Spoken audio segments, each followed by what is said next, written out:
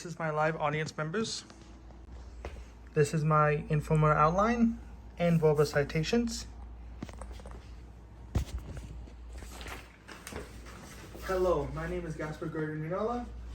Stan Lee is the hero behind the creation of classic heroes of Spider-Man, the X-Men, Fantastic Four, and many more heroes that continue to inspire us to this very day. Today I will talk about Stan Lee. There are three main ideas that I will discuss about Stan Lee. I will start by discussing his background, then I will move on to discuss his role at Marvel Comics, and finally I will finish by talking about his legacy after leaving Marvel Comics. So let me begin by telling you Stan Lee's background. Stan Lee was born Stanley Martin Liebert in 1922 in New York City to Jewish immigrants. This is baby Stan Lee with his family. He looks really cute.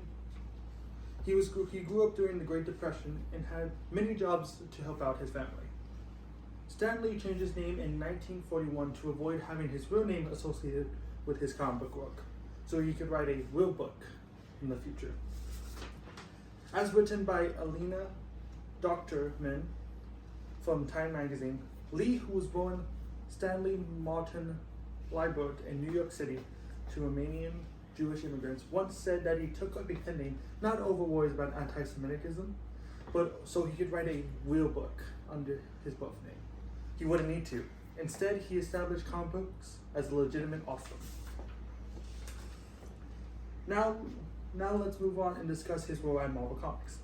Stan Lee got a job at Marvel Comics, then known as Timely Comics.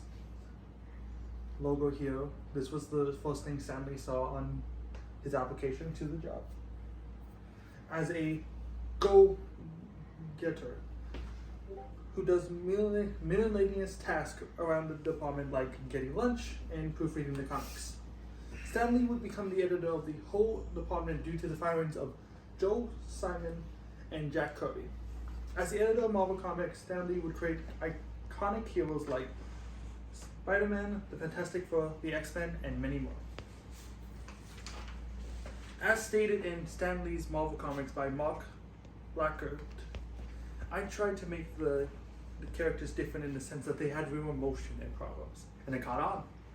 After that, Martin asked me to come up with some other superheroes, and we stopped being a company that imitated.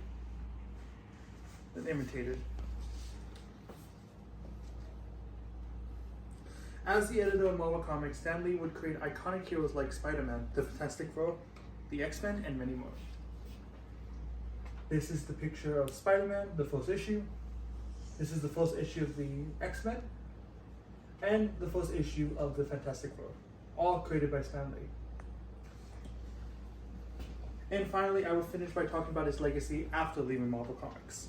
After getting let go from Marvel Comics, Stan Lee founded both Stan Lee Media in 1998 and POW Entertainment in 2001.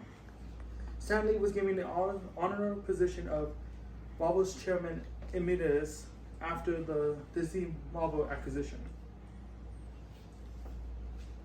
This is a picture of Kevin Feige and Stan Lee hugging each other after the Infinity War premiere. According to Kevin Feige's account told by Anthony Benizza in Entertainment Weekly, Stan Lee was a charismatic, well-spoken cheerleader for his characters and for the medium of comics in general. He was also a very progressive storyteller. He took risk and wrote what he believed in.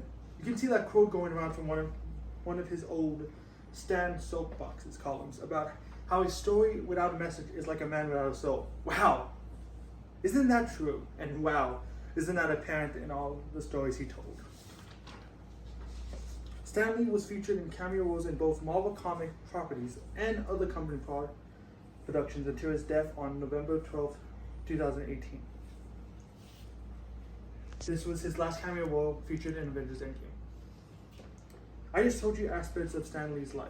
I started out by giving you information on his background, then informed you about his time at Marvel Comics, and lastly I gave you information about his legacy after leaving Marvel Comics.